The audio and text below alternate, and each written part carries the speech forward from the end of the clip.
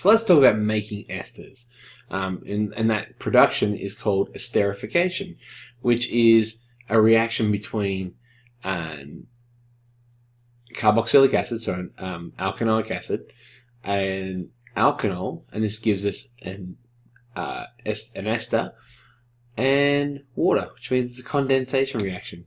So what is the reaction? It's, as we said, it's when an alcohol and alkanoic are converted to an ester and a water, and this is a condensation reaction. And we call it a condensation reaction because water condenses out of it.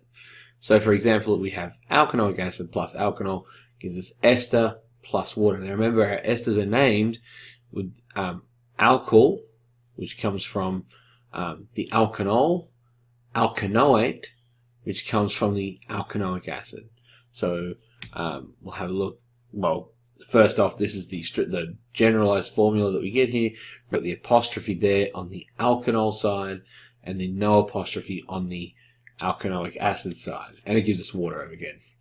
So let's have a look at an example. If we were to react butanol with ethanoic acid, so we heat it in a closed flask with concentrated sulfuric acid, we'll end up with butanol ethanoate. So butyl ethanoate and water, and it looks like this. Okay, so here's our butanol, and here is our ethanoic acid. We react them together with sulfuric acid, concentrated sulfuric acid, over heat, and that is going to give us butyl ethanoate plus water, because it's a condensation reaction. Now we use acid as a catalyst, and so it's over here. It's also known as a dehydrating agent. And the reason that we call it a dehydrating agent is because it reacts with this water here. It takes it away. So esterification itself is a relatively slow process at room temperature, and it's not going to proceed to completion. And this is because of Le Chatelier's principle. So we can use that because it's going to be in a closed system. We can use Le Chatelier's principle to sort of drive it the direction we want. So the sulfuric acid has two jobs. One is it speeds up the reaction. Okay, it acts as a catalyst. The other action is it acts as a dehydrating agent. What it does is, because the sulfuric acid reacts with the water and takes the water away because it makes hydronium ions and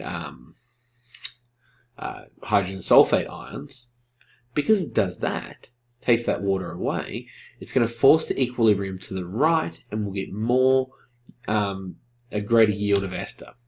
Now we only use very small amounts, and this is for several reasons. One, it would complicate separating it out. Often these are going to be used in foods or medicines, so you don't want to be contaminated with sulfuric acid, so the separation can be tricky. And the other reason that we don't use a lot of it is it's uneconomical and wasteful. We are now talking about industrial processes which have to make money. So the addition of it doesn't have the hugest impact on the yield of it.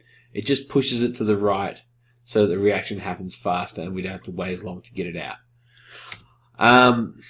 Basically, also, they're carried at near the boiling point. So they're not carried at extreme temperatures, but they're carried near the boiling point of the alkanol, which is being reacted. Now remember, an alkanol has a much lower boiling point than the alkanoate, or than the alkanoic acid.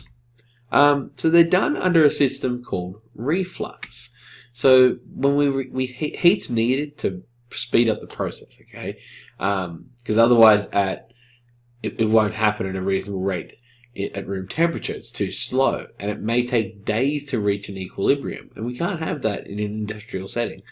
So we reflux it, which means we have a condenser over here with cold water in, and this is closed. It's closed off at the top. And what happens is, as it heats up, sun's going to evaporate, the volatile chemicals will evaporate, and then they cool back down, condense down again, and so they just keep going up and down, up and down. This means we keep all of the vapors in the reaction vessel, and this is really important because basically we don't want to lose that volatile components, and it'll also reduce the buildup of pressure. But it's also worth knowing that in many cases these volatile components are flammable. And if we reflux, they're not leaving the environment, so you don't have, because they're being heated, so you don't have the, so if this was gone, you wouldn't have the chemical components coming out and then catching a light when they reach the flame. I hope that made a lot of sense. If it didn't, ask any questions in the comments below. We'll get back to you as quick as we can. Thanks for watching. Bye now.